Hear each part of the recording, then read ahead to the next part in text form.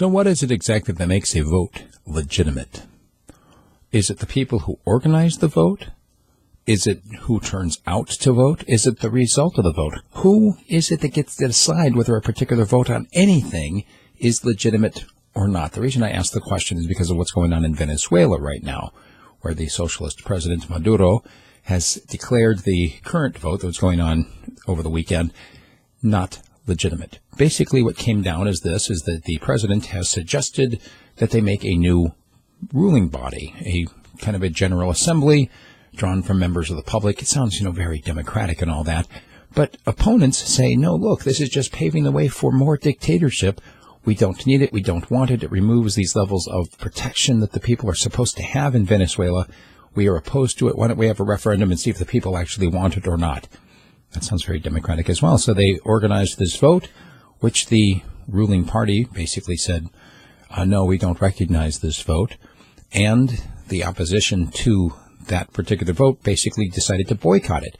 So you've got these thousands, tens of thousands of people turning out to vote in an election that those who are supposed to honor the elections are saying is an illegitimate vote in the first place.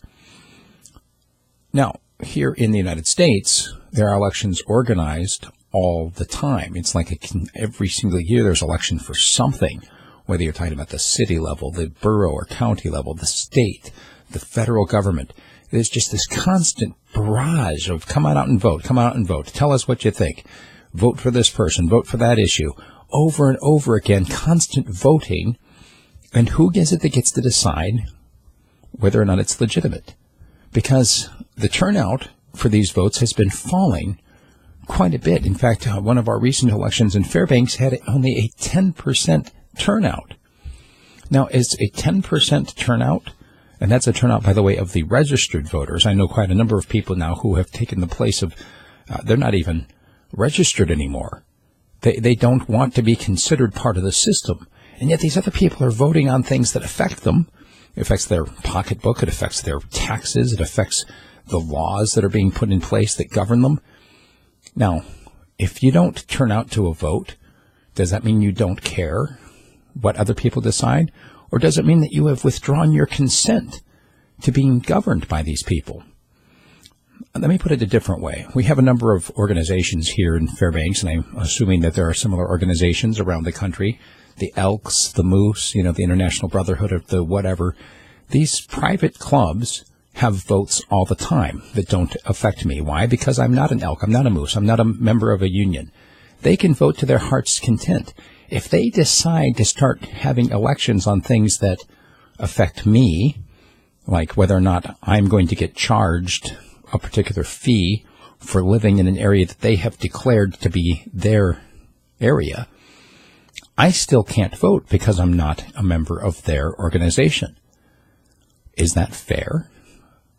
Well, no. But really, if you think about it, no voting is fair, because it comes down to this idea of imposing the will of whoever wins that particular vote on everybody else. Can we just leave each other alone? Why do people feel the necessity of forcing other people to give up their money, to give up their freedom, to give up their choice? Whether it was about something silly like ice cream, we're going to have ice cream. Who wants vanilla? Who wants chocolate? What if I want strawberry? What if I want no ice cream at all? Doesn't matter.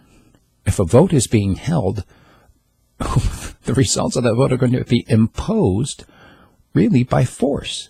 What it comes down to is that if you don't like the result of a vote and you resist, depending on how urgently or how forcefully you resist, the response is going to be violence. It always is. Whether you're talking about being put in a cage, being taken to jail, being robbed, having your money taken from you, or whether it's a matter of actually being shot in the head. What it comes down to is this. I have come to the point of feeling, well, not just feeling, but logically, taking it to its logical extension that voting is violence. Love to engage you in a conversation on this. Send me an email, steve@radiofreespeech.com, if what you say has a good enough point. to talk about it, I'll give you a call and we'll do a podcast together. Steve at radiofreespeech.com.